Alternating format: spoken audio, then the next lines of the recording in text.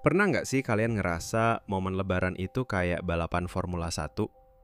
Kita gaspol dari awal Ramadan, beli baju baru biar slay, borong hampers buat calon mertua biar dapat restu, sampai sewa mobil yang kelasnya di atas gaji bulanan kita cuma biar kelihatan sukses di kampung halaman.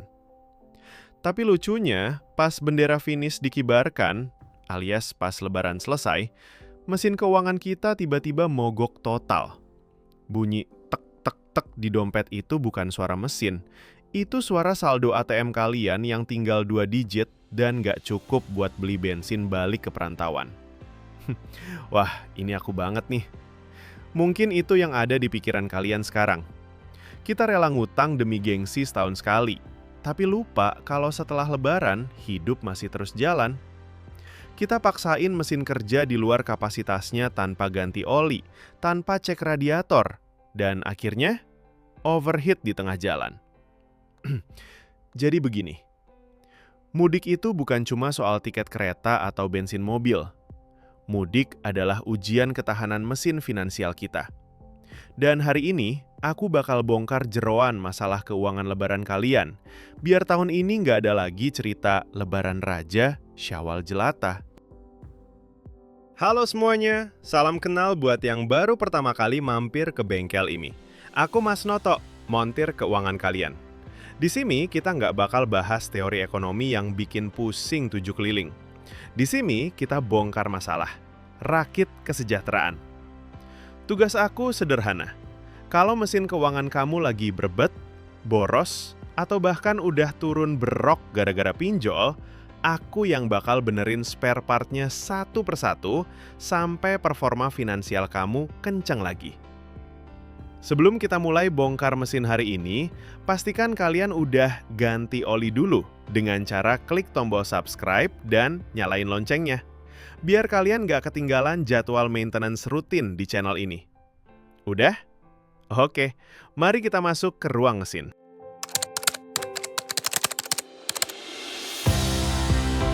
Banyak orang baru menyadari kalau biaya mudik itu adalah beban puncak dalam setahun. Berdasarkan data, perputaran uang selama periode lebaran di Indonesia itu bisa mencapai angka yang gila, lebih dari 150 triliun rupiah. Itu angka yang cukup buat bikin ribuan bengkel raksasa di seluruh dunia.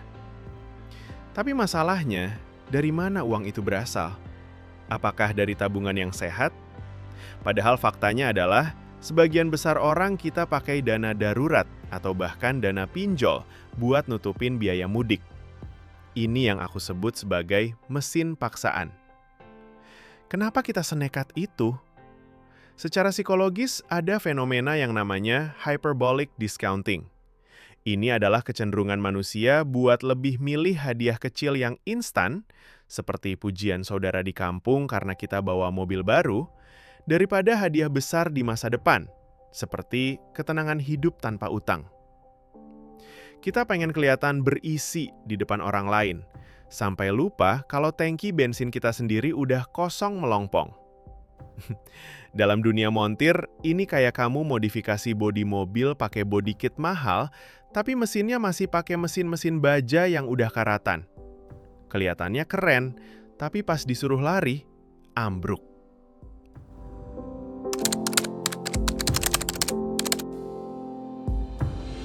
Sekarang coba ini. Kita bedah apa saja onderdil mudik yang sering bikin kantong bocor halus. Kalau kita nggak cek satu-satu, rem kita bakal blong pas mau bayar cicilan bulan depan. 1. Transportasi, bahan bakar, dan ban. Ini bukan cuma tiket atau bensin. Ini termasuk servis mobil sebelum jalan, tol, sampai biaya parkir gaib di setiap rest area. 2. Angpau dan salam tempel, oli mesin. Ini sering dianggap sepele. Cuma kasih keponakan. Tapi kalau keponakannya ada 20, itu namanya kebocoran radiator, yang kalau dibiarin bisa bikin mesin meledak. 3. Makan dan nongkrong, aksesoris. Makan di kampung itu nggak murah, apalagi kalau kamu yang dianggap sukses dan harus traktir 1 RT. Dan yang lebih menarik adalah Banyak orang nggak sadar kalau mereka punya ghost spending atau biaya hantu. Biaya-biaya kecil yang nggak dicatat tapi frekuensinya tinggi. Kayak beli kopi di rest area, jajan cilok di pinggir jalan, sampai biaya cuci mobil biar kinclong pas nyampe rumah nenek. Ingat kata Morgan Housel di bukunya The Psychology of Money? Spending money to show people how much money you have is the fastest way to have less money. Menghabiskan uang cuma buat pamer ke orang lain adalah cara tercepat buat jadi miskin.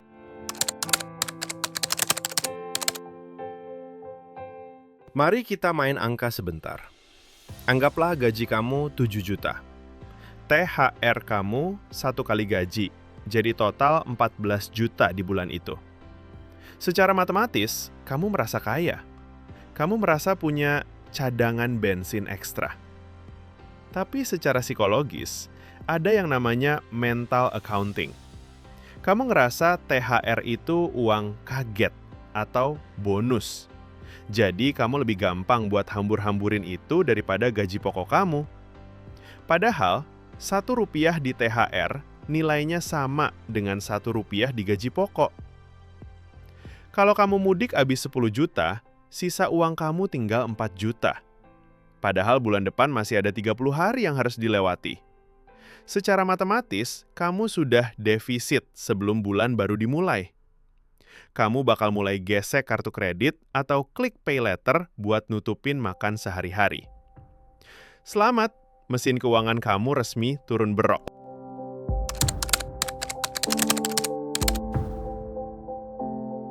Oke, cukup bahas masalahnya. Sekarang gimana cara kita tune up biar mudik kali ini aman terkendali? Ini actionable items buat kalian para Gen Z dan pekerja muda. 1. Tentukan kapasitas tangki. Budgeting. Jangan mudik pakai perasaan, pakai angka. Maksimal biaya mudik adalah 50% sampai 70% dari THR kamu. Sisanya, masukin ke tangki cadangan, alias investasi atau dana darurat. 2. Sinking fund. Nabung under deal. Jangan nunggu THR cair baru mikirin mudik. Mulai cicil tabungan mudik dari 6 bulan sebelumnya. Jadi pas lebaran, THR itu murni jadi bonus, bukan jadi penyelamat hidup. 3. Skala prioritas salam tempel. Tentukan siapa yang wajib dikasih. Jangan semua orang dikasih cuma karena merasa nggak enak. Ingat, kamu montir keuangan buat diri sendiri dulu sebelum jadi donatur buat orang lain. 4. Cek kondisi kendaraan. Evaluasi utang. Kalau kamu harus ngutang buat mudik, mending nggak usah mudik dulu. Jujur, itu pahit, tapi jauh lebih baik daripada manis di kampung, tapi dikejar debt collector pas balik ke kota. Pada akhirnya, mudik adalah soal rindu, bukan soal pamer saldo.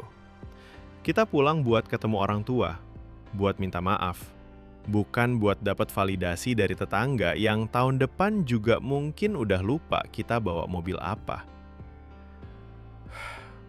Banyak orang baru menyadari kalau kebahagiaan itu nggak bisa dibeli pakai utang. Kebahagiaan yang dipaksain lewat pinjol itu kayak kamu pakai NOS di mesin yang udah tua. Kencang sebentar, habis itu mesinnya hancur berkeping-keping. Jangan biarkan momen suci Lebaran berubah jadi bencana finansial yang bikin kamu stres berbulan-bulan setelahnya. Jadilah pemilik kendaraan yang cerdas. Rawat mesin keuanganmu, cek tekanannya, dan pastikan bensin yang kamu bawa cukup buat perjalanan pulang pergi, bukan cuma buat gaya-gayaan di garis start. Aku percaya kalian bisa. Kalian itu kreatif, kalian itu melek digital. Gunakan kelebihan kalian buat kelola uang dengan cara yang lebih smart. Jangan mau kalah sama gengsi yang nggak bakal bayarin cicilan kalian. Ayo, mulai hari ini, rakit masa depan yang lebih kokoh. Perbaiki yang rusak, ganti yang usang, dan gaspol menuju kebebasan finansial. Kalau video ini bermanfaat dan bikin kalian ngerasa, wah, ini aku banget. Jangan lupa share ke teman-teman kalian yang tangki keuangannya lagi bocor. Tulis di kolom komentar, apa kebocoran paling parah yang pernah kalian alami pas mudik. Aku Mas Noto, si montir keuangan. Sampai jumpa di jadwal servis berikutnya. Keep the engine running and stay wealthy.